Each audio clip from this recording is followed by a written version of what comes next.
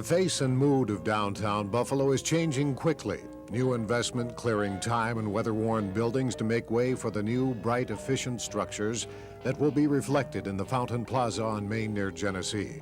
The first building to be completed in the area, Liberty Bank's North Star building, is an award winner. The federal government's Department of Consumer Affairs and the Owens Corning Corporation honored Cannon Design Incorporated, a local architecture engineering firm, for the building's energy-saving features. It took only 2 years from the time Liberty Bank committed to investing downtown until the building was completed. It's probably among the most energy-efficient office buildings in this climatic zone, and I would say that worldwide. The measure of energy efficiency is usually expressed in what's called BTUs per square foot per year. Average office buildings in the U.S. consume about 110 or 12,000 BTUs per square foot per year. A typically energy-conscious building design might be in the 70,000 BTU per square foot per year range. But this building is predicted to be about 35,000 BTU per square foot per year. So it's highly energy efficient. Part of the building's energy efficiency relates to a 135-foot-long skylight, where concealed solar collectors reduce the peak heating and cooling load within the greenhouse-like atrium. In winter, solar energy is absorbed by the collectors, contributing heat. In summer, the heat is exhausted outdoors. In all seasons, a major element of the building's ability to conserve energy is the use of natural light. Unlike your house, where you're trying to collect as much heat as you possibly can, an office building is what we would refer to as a heat rejector, which is to say that within the internals of the office building, the amount of heat that's generated by light, people, and equipment is more than is required for normal comfort. It's perhaps a fancy way of saying that you have to run the air conditioning a lot. About 35 to 40% of the total energy is consumed through the lights. Those lights in turn produce heat, which is excessive, which requires cooling. More energy is consumed in the cooling process. Only about 15% of the total energy is consumed in heating.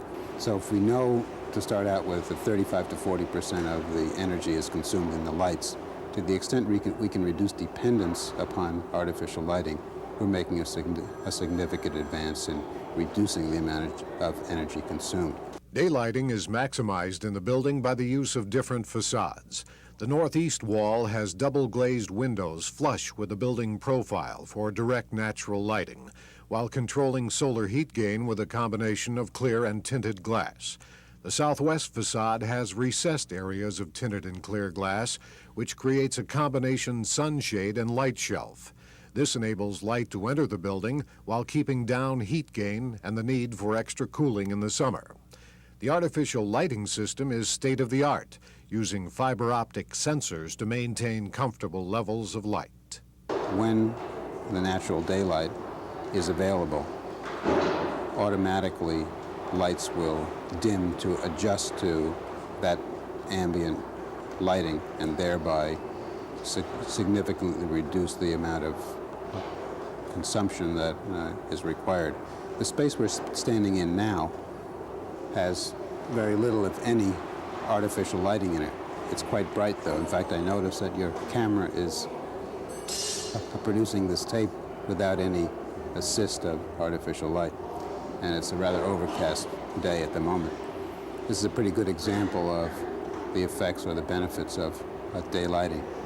Incorporated into the design of the North Star building is a plan for weather-protected walkways in the main Genesee area, to the Hyatt Hotel, and from there to the Convention Center, and to a new parking ramp. The site location required that the building blend with a mix of old and new structures downtown.